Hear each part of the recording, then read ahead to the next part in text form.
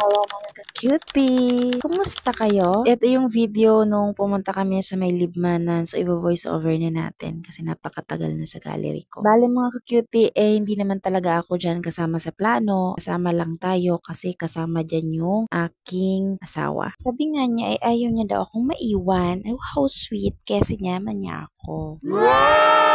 So, may pinuntahan dyan ang aking hipag sa parteng Libmanan nung nag-aasikaso sila ng kanilang kasal. At napapunta nga kami dyan sa farm na yan. Daanan daw namin. So, hindi naman namin talaga sinasadya. Pero nasadya. Ano ba yon talaga?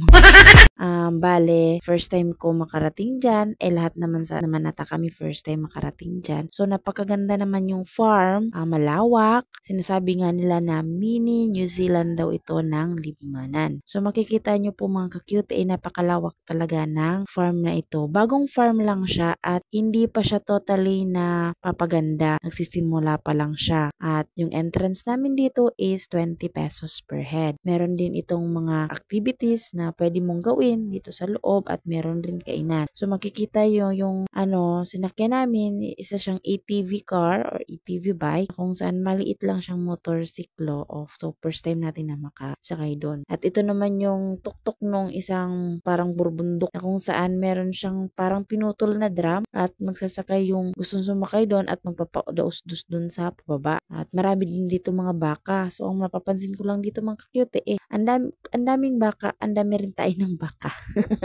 So mag-iwas ka na lang sa tayo ng baka. Nature lover ka mga cutie at gusto mong makapunta dito, swak na swak ito sa inyo. Itong mga kagaya na ito ng mga tanawin, kagaya nito ng mga activities. Kung gusto niyo ng family niyo na pumunta sa mga ganito at mag-picnic, pwedeng-pwede kayo dito. Kasi along the city side lang siya ng Libmanan. 20 pesos lang yung entrance niya and meron na siyang magandang view. So, yun mga ka-cutie. Meron din dito fishing area kung saan mo gustong magbinwit ka dito sa tabing ilog ng farm na ito. Nakalimutan ko lang yung pangalan nito mga ka-cutie pero parang baby or ewan ko. Yun na yun. Basta farm siya.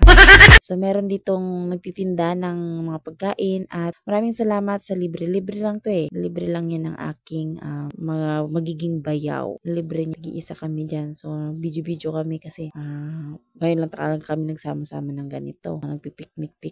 So, okay naman yung foods nila. Okay naman siguro yung presyo kasi hindi naman ako nagbayad yan mga ka-cutie.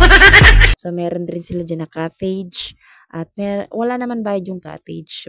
Bibili ka lang ng pagkain. So, kung gusto nyong pumunta dito, nasa may, papasok lang siya sa school na Villa Puerte na college school. Pasok lang doon. Dire-diretso lang. At rough road siya mga ka-cutie ha. Rough road pa siya. So, siguro pagtagal ng panahon, mapapaganda pa nung may-ari yung farm na ito. So, hanggang dyan muna mga ka-cutie ang ating update sa vlog na ito. Hanggang sa muli. Bye-bye!